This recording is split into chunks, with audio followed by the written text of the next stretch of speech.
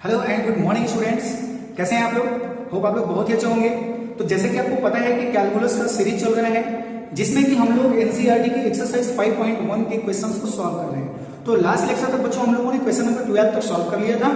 इस लेक्चर में हम लोग आगे बढ़ते हैं और देखते हैं कि हमारा क्वेश्चन नंबर 13 क्या है। ठीक है, चलिए। तो हमारा क्वेश्चन नंबर 13 है बच्चों। 13 यहाँ पे मैंने लिखा हुआ है, is the function defined by f(x = x + 5 if x <= 1 and x - 5 if x greater than 1)। अब कंटिन्यूअस फंक्शन कह रहा है कि क्या ये जो फंक्शन डिफाइंड है ये कंटिन्यूअस फंक्शन है। तो कोई पॉइंट नहीं दिया हुआ है, तो हम लोग क्या देखते हैं, हम लोग देखते हैं कि कंडीशन किस पॉइंट के लिए दिया हुआ है। तो जरा सा देखो कि ये जो फंक्शन है वो किस पॉइंट के लिए डिफाइंड है।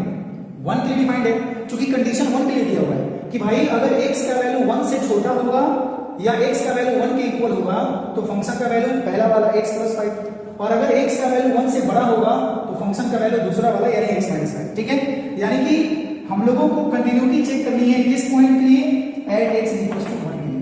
तो क्या करना होगा बच्चों, x = 1 पे मुझे लेफ्ट हैंड लिमिट निकालना होगा, फिर x = 1 पे राइट हैंड लिमिट निकालना होगा, एंड देन x = 1 के लिए the value of the function करना होगा।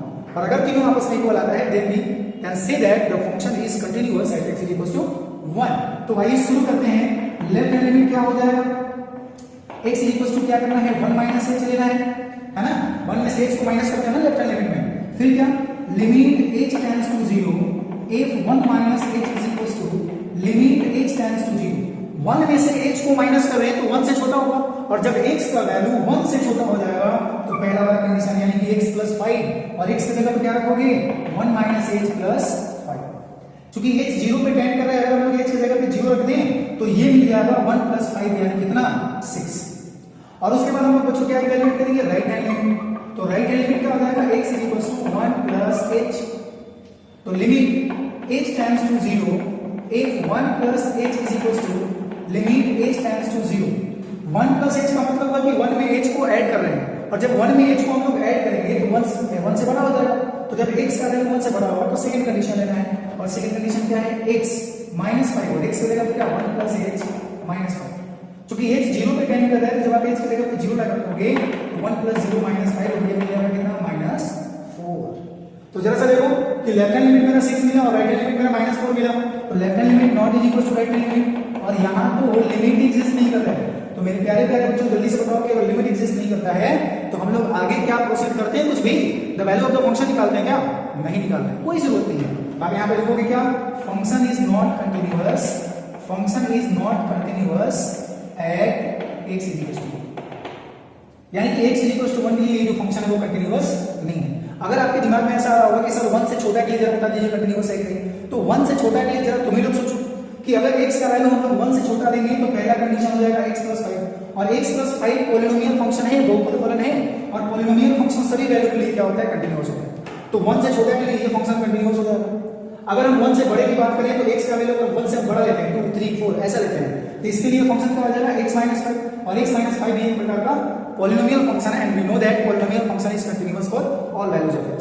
सो दैट्स व्हाई 1 से छोटा के लिए भी ये फंक्शन कंटीन्यूअस होगा, 1 से बड़ा के लिए भी ये फंक्शन कंटीन्यूअस होगा, लेकिन at x = 1 this function is not continuous, यानी कि x = 1 के लिए ये फंक्शन कंटीन्यूअस नहीं होगा। आएगा समझ में? अगला क्वेश्चन हमारा क्या है, क्वेश्चन नंबर 14। ध्यान से देखना, मैं इसको रीड कर रहा हूं। क्वेश्चन नंबर 14 में बच्चों f(x = दिया हुआ है 3 if x greater than or equal to 0 and less than or equal to 1, and 4 if x greater than 1 less than 3, and 5 if x greater than equal to 3 and less than equal to 10। अब सुनो, तो यहाँ पे हम लोग ये देखेंगे कि किसके लिए वैल्यू दिया हुआ है, ये जो फंक्शन है वो किस पॉइंट के लिए दिया हुआ है, किस पॉइंट के लिए डिफाइंड है। तो देखो जरा ध्यान से, अगर तुम्हारे दिमाग में आ रहा होगा कि सर 0 के लिए फंक्शन डिफाइंड है, क्योंकि 0 के लिए कंडीशन दिया हुआ है। कंडीशन देखना है 3, बड़ा के लिए भी दिया हो, छोटा के लिए भी दिया हो, और इक्वल के लिए भी दिया हो। तो जरा सा देखो तो कि इसमें क्या है कि x का जो वैल्यू है वो 0 से बड़ा के लिए दिया हुआ है, 0 के इक्वल के लिए दिया हुआ है, लेकिन 0 से छोटा के लिए कोई कंडीशन नहीं है, यानी कि यहाँ पे जो पॉइंट होगा 0 नहीं देंगे।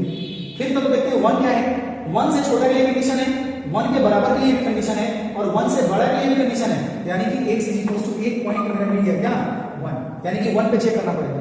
उसके बाद क्या देखते हैं बच्चों, 3 के लिए देखो, 3 से छोटा के लिए है, 3 से बड़ा के लिए भी और 3 के बराबर के लिए भी है, यानी एक और पॉइंट मिल गया क्या, 3।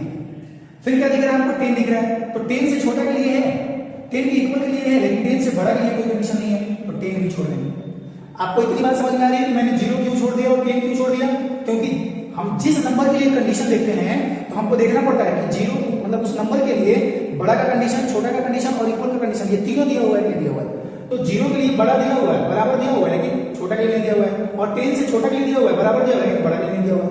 लेकिन 1 और 3 ऐसे दो नंबर्स हैं जिसमें कि छोटा के लिए भी कंडीशन है, बड़ा के लिए भी कंडीशन है और बराबर के लिए भी कंडीशन है। ठीक है, तो आपको चेक करना है 1 और 3 पे, और चेक करके बताओगे कि ये फंक्शन कंटिन्यूअस है या नहीं है।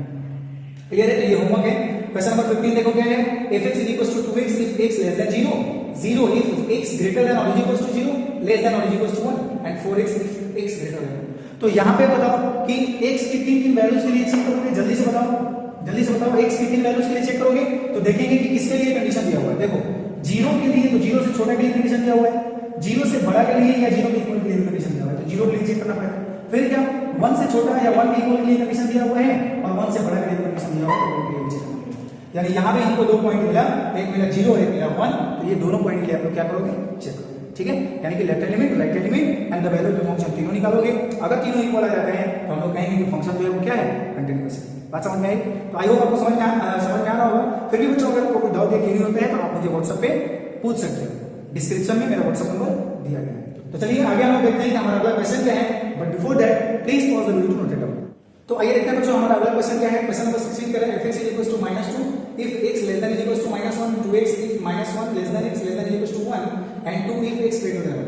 यानी कि इस फंक्शन के कंटिन्यूटी के बारे में डिस्कस करना है। अब यहाँ पे हम लोग देखेंगे कि कौन कौन से पॉइंट के लिए। ठीक है, तो अब आपको समझ में तो आएगा होगा कि कौन कौन सा पॉइंट इसमें होगा। जल्दी से बताओ कौन कौन सा पॉइंट होगा, बिल्कुल बताओ जल्दी से। कौन कौन से पॉइंट के लिए कंडीशन दिया हुआ है, -1 से छोटा के लिए, -1 से इक्वल के लिए दिया हुआ है, और -1 से बड़ा के लिए दिया हुआ है। तो हमारा एक पॉइंट निकला -1 और एक पॉइंट निकलेगा 1, क्योंकि 1 से छोटा और 1 के इक्वल के लिए कंडीशन दिया हुआ है, 1 से बड़ा के लिए एक पॉइंट हमारा निकल के आ गया 1। यानी कि x = -1 और 1 दोनों के लिए कंडीशन दिया हुआ है। तो हमारे पास 2 पॉइंट्स हैं और दोनों पॉइंट पे हमको चेक करना है क्या, कंटिन्यूटी। चलिए, तो ये है आपका होमवर्क, आप इसको क्या करोगे, सॉल्व करोगे। बिल्कुल आसान है, बहुत ही आसान क्वेश्चन है। आइए देखिए हमारा क्वेश्चन नंबर 17 क्या है, find the relationship between A and B, है ना। a और b के बीच रिलेशनशिप फाइंड करना है, so that the function can defined by fx = दिया हुआ है x + 1 if x less than or equal to 3। यानी कि अगर x का वैल्यू 3 से छोटा है या 3 के इक्वल है तो पहला कंडीशन, और अगर x का वैल्यू 3 से बड़ा है तो सेकंड कंडीशन रखना है, इज कंटीन्यूअस एट x = 3। तो मेरे प्यारे बच्चों ये दिया हुआ है क्वेश्चन में कि अगर ये जो फंक्शन है वो x = 3 के लिए कंटीन्यूअस है, अगर ये जो फंक्शन दिया हुआ है वो x = 3 के लिए कंटीन्यूअस है, देन मुझे a और b के बीच रिलेशनशिप बताना है कि a और b के बीच क्या रिलेशनशिप है। ठीक है जी, तो आइए इसको सॉल्व करते हैं। तो लेफ्ट हैंड लिमिट सबसे पहले हम लोग निकालते हैं। लेफ्ट हैंड लिमिट क्या हो जाएगा भाई, लेफ्ट हैंड लिमिट हो जाएगा x = 3 - h, है ना। लेफ्ट हैंड लिमिट हम लोग कैसे निकालेंगे, 3 - h करके। अब लेफ्ट हैंड लिमिट को हम लोग डिनोट कैसे करते हैं, limit h tends to 0 if 3 - h = limit h tends to 0। ध्यान से देखो, ध्यान से बिल्कुल, 3 - h का मतलब 3 में से h को माइनस कर रहे हो तो 3 से छोटा होगा, और 3 से छोटा होगा तो पहला कंडीशन यानी ax + 1, तो x की जगह पर क्या रखोगे, 3 - h एंड +1। क्लियर है, h 0 पे टेंड कर रहा है, h की जगह पे 0 पुट कर दो तो ये आ जाएगा बच्चों आपका 3a + 1। तो ये हमारा मिल गया क्या, लेफ्ट हैंड लिमिट। अब किसकी बारी है, राइट हैंड लिमिट की बारी है। तो राइट हैंड लिमिट के लिए क्या करोगे, x = लेना पड़ेगा, क्योंकि 3 पे निकाल रहे हो ना। किस पॉइंट पे कंटिन्यूटी की बात कर रहा है, 3 पे कर रहा है, तो 3 पे हमने लेफ्ट हैंड लिमिट निकाला तो 3 - h, और राइट हैंड लिमिट निकाला तो 3 + h। ठीक है, तो limit h tends to 0 if 3 + h = limit h tends to 0। 3 में h को ऐड कर रहे हैं तो 3 से बड़ा होगा, और जब x का वैल्यू 3 से बड़ा होगा तो सेकंड कंडीशन यानी bh + 3, तो b और x की जगह पे क्या रखोगे, x की जगह पे रखना पड़ेगा 3 + h। Yes, 3 + h and +3। अब h 0 पे टेंड कर रहा है 0 रखोगे, तो x की जगह पे मैंने 3 + h रखा था बच्चों, h 0 पे टेंड कर रहा है 0, तो ये क्या आ जाएगा 3b + 3। ठीक है, क्लियर है इतना। अब आइए हम लोग निकालते हैं the value of the function, the value of the function किस पॉइंट पे, x = 3 पे। तो बताओ कि अगर x का वैल्यू 3 के इक्वल आ जाएगा, इक्वल, अगर x का वैल्यू 3 के इक्वल आ जाएगा तो कौन सा कंडीशन, पहला कंडीशन, fx = आ जाएगा ax + 1, x की जगह पे आपने 3 पुट कर देना है, तो ये आ जाएगा 3a + 1। ठीक है, अब सुनो, ध्यान से सुनो जो मैं अभी बोलने जा रहा हूं बच्चों। अगर left hand limit, right hand limit and the value of the function निकालते हो, अगर वो कंटिन्यूअस दिया हुआ है ऑलरेडी, जैसे कि इस क्वेश्चन में ऑलरेडी दिया हुआ है कि जो फंक्शन है वो x = 3 पे कंटिन्यूअस है ना, तब मुझे किसी आर्बिट्रेरी कांस्टेंट या फिर वेरिएबल का अगर वैल्यू पूछ रहा है तो उसके लिए हम लोग क्या करते हैं कि जिस दो कंडीशन के लिए अगर फंक्शन का एक ही वैल्यू होगा, उन दोनों कंडीशन में से किसी एक ही कंडीशन को निकालेंगे। जैसे हमने यहां पे लेफ्ट हैंड लिमिट लिया था, तो लेफ्ट हैंड लिमिट में भी पहला वाला फंक्शन लिया था and the value of the function निकाला तो उसमें भी पहला वाला फंक्शन लिया था। तो इन दोनों कंडीशन के लिए जो फंक्शन का वैल्यू है वो पहला वाला ही है। तो इसका मतलब कि हम लोग इन दोनों कंडीशन में से अगर कोई एक कंडीशन भी निकाल लेते हैं, हम लोग इन दोनों कंडीशन, क्योंकि इन दोनों कंडीशन के लिए फंक्शन का पहला वाला ही वैल्यू है, तो अगर हम लोग इन दोनों कंडीशंस के लिए फंक्शन का दोनों कंडीशन के लिए अगर हम लोग कोई एक ही कंडीशन फाइंड करते हैं, है ना, तो भी हमारा काम चल जाएगा। ठीक है, तो आपका यहाँ पे टाइम बच जाता है। ठीक है, इस बात का ध्यान रखना। और अब यहाँ पे क्वेश्चन में दिया हुआ बच्चों, since given that fx is continuous, fx is continuous है x equals to 3, और जब x equals to 3 पे ये कंटिन्यूअस है ऐसा दिया हुआ है, तब तो इसका left hand limit, right hand limit and the value of the function at x equals to 3 तीनों इक्वल हो जाएगा। तो लेफ्ट हैंड लिमिट क्या है भाई, 3a + 1 है, राइट हैंड लिमिट क्या है, 3b + 3 है, और फंक्शन का वैल्यू भी क्या है, 3a + 1 है। ठीक है जी, हमने इन दोनों को लेना है या इन दोनों को ले लो, यहां से आपको रिलेशन मिल जाएगा a और b के बीच। तो 3a + 1 = 3b + 3। ठीक है, 3b को लेके चले आओ, 3a - 3b = 3 - 1, यहां से मैंने 3 कॉमन कर लिया, a - b = 2, so that's why a - b = 2/3। तो this is the required relation between a and b, जो कि मुझे क्या करना था, इवैल्यूएट करना था। आई बात समझ में? चलो आइए अब हम लोग देखते हैं कि हमारा अगला क्वेश्चन है, क्वेश्चन नंबर 18 क्या है, but before that please pause the video to note it down. तो आइए देखते हैं बच्चों हमारा अगला क्वेश्चन क्या है, यानी कि क्वेश्चन नंबर 18 क्या है, for what value of lambda is the function defined by fx = lambda x² - 2x when x less than or equals to 0 and 4x + 1 when x greater than 0, continuous at x = 0 and what about continuity at x = 1। तो बच्चों यह question कह रहा है कि lambda के किस value के लिए, है ना, लैम्डा के किस मान के लिए ये जो फंक्शन दिया हुआ है ये x = 0 पे कंटिन्यूअस है। ऐसा क्वेश्चन में दिया हुआ है कि x = 0 पे ये फंक्शन कंटिन्यूअस है, तो लैम्डा के किस वैल्यू के लिए ये फंक्शन x = 0 पे कंटिन्यूअस है।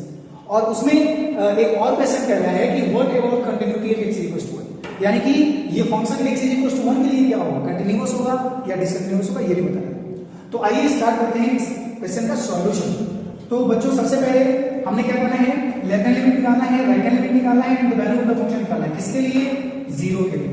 चलो तो at x = 0 left hand limit क्या हो जाएगा, x = 0 - h लेना पड़ेगा, तो limit x tends to 0 if 0 - h = limit h tends to 0। अब रुक जाओ, 0 में से h को माइनस कर रहे हो तो 0 से छोटा होगा, और जब x का वैल्यू 0 से छोटा होगा तो पहला कंडीशन लेना है। तो पहला कंडीशन क्या है बच्चों, लैम्डा x², तो x की जगह पे आपको रखना है 0 - h का होल स्क्वायर एंड -2 * 0 - h। ठीक है, लैम्डा x² - 2x, तो जहां भी x था वहां पे मैंने 0 - h पुट कर दिया। अब h 0 पे टेंड करे तो अगर आपने h की जगह पे 0 रखा तो देखो ये क्या आ जाएगा, लैम्डा 0 - 0 का होल स्क्वायर -2 * 0 - 0, और मेरे क्या है बच्चों 0 - 0 0 का स्क्वायर 0, और ये 0 सब 0, और 0 में जब लैम्डा का मल्टीप्लाई हुआ तो ये भी आ गया क्या, 0। ठीक है, अब हम लोग बात करते हैं राइट हैंड लिमिट के। भाई राइट हैंड लिमिट क्या होगा इसका, तो x = लेना पड़ेगा 0 + h, and right hand limit को डिनोट कैसे करते हैं, limit h tends to 0 if 0 + h = limit h tends to 0। 0 में h को हम लोग ऐड कर रहे हैं, तो 0 में h को ऐड कर रहे हैं तो 0 से बड़ा हो, और जब x का वैल्यू 0 से बड़ा हो गया तो सेकंड कंडीशन यानी कि 4x + 1, तो x की जगह पे कितना 0 + h एंड प्लस 1। चूंकि h 0 में टेंड कर रहा है तो h की जगह पे 0 रखोगे तो 0 + 0 0, और ये सब 0 क्या मिल जाएगा, 1 मिल जाएगा। क्लियर है जी, आ रही बात समझ में? अब जरा सा देखो, अगर हम लोग the value of the function निकालते हैं, यानी x = 0 के लिए निकालते हैं बच्चों, तो लेफ्ट हैंड साइड के लिए जो हमने कंडीशन लिया था वही condition the value of the function के लिए भी हो जाएगा। तो मैंने बताया है कि अगर दो कंडीशन के लिए फंक्शन का एक ही वैल्यू मिलता है तो हम लोग एक कंडीशन उसमें से फाइंड कर लेते तो मेरा काम चल जाएगा, ठीक है। यानी कि आपको आगे फाइंड करने की जरूरत ही नहीं है। और वैसे भी आप यहाँ पे देख रहे हो कि लेफ्ट हैंड लिमिट आ गया 0 और राइट हैंड लिमिट आ गया 1। ये तो कभी आपस में इक्वल हो ही नहीं सकता है। आप लेमडा का कोई भी वैल्यू ले लो, देखो ध्यान से, आप लेमडा का कोई भी वैल्यू ले लो, ये दोनों कभी इक्वल नहीं होगा। क्यों इक्वल नहीं होगा? क्योंकि इसका वैल्यू तो लेमडा पे डिपेंड ही नहीं कर रहा है। आप लेमडा की जगह पे 1 रखो तो भी 0, लेमडा की जगह पे 2 रखो तो भी 0, लेमडा की जगह पे 3 रखो तो भी 0, लेमडा की जगह पे तुम कोई भी वैल्यू रखो भाई, लेमडा की जगह पे आप कोई भी वैल्यू रखिएगा, क्योंकि इधर वाला फंक्शन तो पहले से 0 हुआ पड़ा है ना, तो अगर 0 में मैं इसमें मल्टीप्लाई करूंगा तो ये 0 हो जाएगा। यानी कि लेमडा के किसी भी वैल्यू के लिए ये फंक्शन कंटीन्यूअस नहीं होने वाला है, क्योंकि लेफ्ट हैंड लिमिट और राइट हैंड लिमिट दोनों कांस्टेंट आ गया और 0 इज इक्वल टू 1 कभी तो हो ही नहीं सकता, ठीक है। यानी कि जो लेफ्ट हैंड लिमिट है मेरा वो तो लेमडा के ऊपर डिपेंड नहीं कर रहा है ना। तो यहां पर हम लिखेंगे left hand limit not is equal to right hand limit, so any value of lambda function is not continuous at x equal to 0। यानी कि आप लेमडा पर कोई भी वैल्यू ले लो, जो फंक्शन है वो x इक्वल टू 0 के लिए कंटिन्यूअस कभी भी नहीं होने वाला है। क्लियर है? अब आइए सेकंड पोर्शन इसका क्या कह रहा है, what about continuity at x equal to 1। यानी कि ये जो फंक्शन है वो x इक्वल टू 1 के लिए कंटिन्यूअस होगा नहीं होगा। तो मेरे प्यारे बच्चों जरा सा देख के बताओ कि x का मान अगर 1 हो जाता है तो ये तो 0 से बड़ा है ना 1। जब 0 से बड़ा हो गया तो फंक्शन का वैल्यू क्या हो गया, 4x + 1 हो गया। और 4x + 1 जो है वो बहुपद फलन है, पॉलिनोमियल फंक्शन है, और हम जानते हैं कि बहुपद फलन x के सभी मान के लिए क्या होता है, कंटीन्यूअस होता है। तो x = 1 के लिए ये फंक्शन कंटीन्यूअस होगा, लेकिन लेमडा के किसी भी वैल्यू के लिए ये फंक्शन 0 पे तो कंटीन्यूअस नहीं होने वाला है। बोलो क्लियर है सबको? आगे बात समझ में? ऑलराइट, तो आइए बढ़ते हैं आगे और देखते हैं कि हमारा अगला क्वेश्चन क्या है। But before that please pause the video to note it down. तो आइए देखते हैं बच्चों कि हमारा अगला और आज का लास्ट क्वेश्चन क्या है। Question is so that the function defined by gx = x minus greatest integer function of x is discontinuous at all integral points। यानी कि मुझे ये प्रूफ करना है कि ये जो फंक्शन दिया हुआ है gx = x minus greatest integer function of x, ये जो है किसी भी इंटीग्रल पॉइंट के लिए क्या होता है, डिसकंटिन्यूअस होता है, यानी कि कंटिन्यूअस नहीं होता है। तो लास्ट लेक्चर में हम लोगों ने पढ़ा है ऑलरेडी कि जो ग्रेटेस्ट इंटीग्रल फंक्शन होता है वो किसी भी इंटीग्रल पॉइंट के लिए कंटिन्यूअस नहीं होता है। लेकिन यहाँ पे अकेले ग्रेटेस्ट इंटीजर फंक्शन नहीं है, यहाँ पे x भी है, ठीक है। तो चलो देखते हैं कि ये किसी इंटीजर के लिए कंटिन्यूअस होता है कि नहीं होता है। वैसे तो मुझे शो करना है डिसकंटिन्यूअस है, तो ये तो पता है कि कंटिन्यूअस तो होगा नहीं। तो चलो और इसको प्रूव करते हैं। gx = दिया हुआ बच्चों x minus greatest integer function of x। अब यहाँ पे मेरे पास कोई भी पॉइंट नहीं दिया हुआ है, कोई भी इंटीजर नहीं दिया हुआ है, तो हम लोग यहाँ पे एक आर्बिट्रेरी पॉइंट ले लेते हैं x = a, और a क्या है, z है। z का मतलब क्या होता है, सेट ऑफ इंटीजर, यानी कि a जो है वो क्या है, कोई ना कोई इंटीजर है। क्योंकि यहाँ पे हमारे पास कोई इंटीजर तो दिया नहीं हुआ है, तो इसलिए यहाँ पे हम लोग एक आर्बिट्रेरी कोई भी इंटीजर ले लेते हैं। अब हम लोग इसके लिए दिखाएंगे कि ये जो फंक्शन है वो कंटिन्यूअस नहीं है, अर्थात क्या हो जाएगा, वो डिसकंटिन्यूअस हो जाएगा।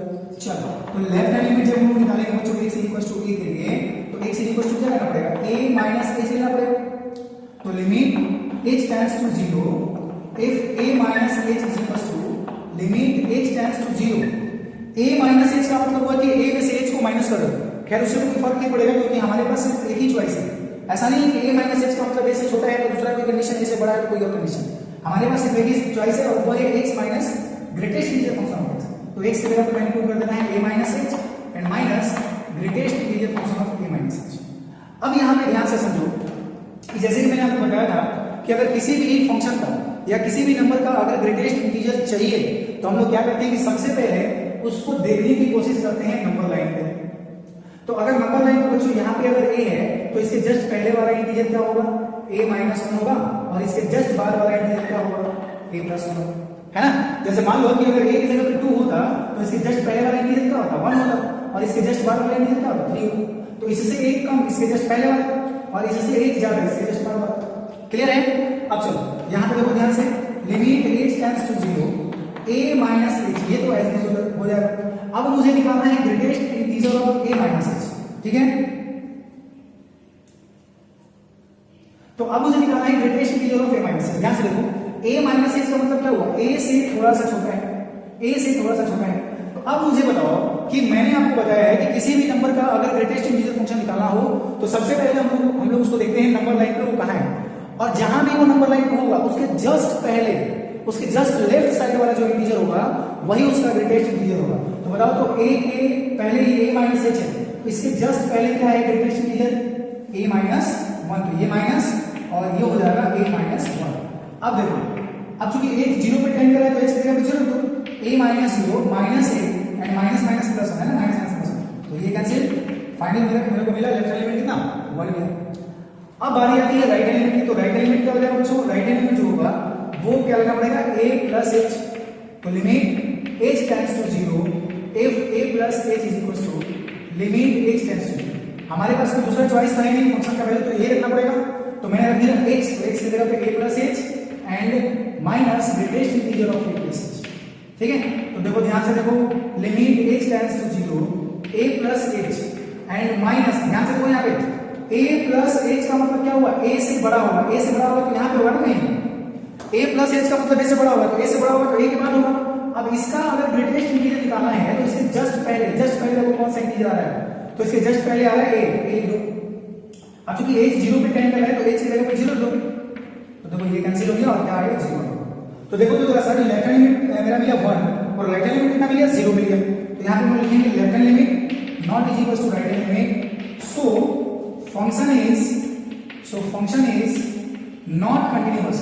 एंड बच्चों जो फंक्शन कंटिन्यूअस नहीं है तो ऑफ कोर्स वो डिसकंटिन्यूअस ही होगा ना, अगर फंक्शन कोई कंटिन्यूअस नहीं है तो कैसा होगा, डिसकंटिन्यूअस होगा।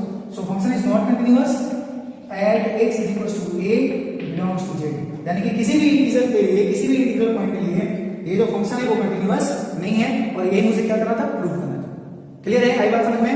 चलो, तो आई होप आपको ये बात समझ में आ गई होगी, ये क्वेश्चन समझ में आ गया होगा। फिर भी अगर किसी को डाउट है तो आप कमेंट बॉक्स में कमेंट कर सकते हो, मेल कर सकते हो, व्हाट्सएप कर सकते हो, ठीक है।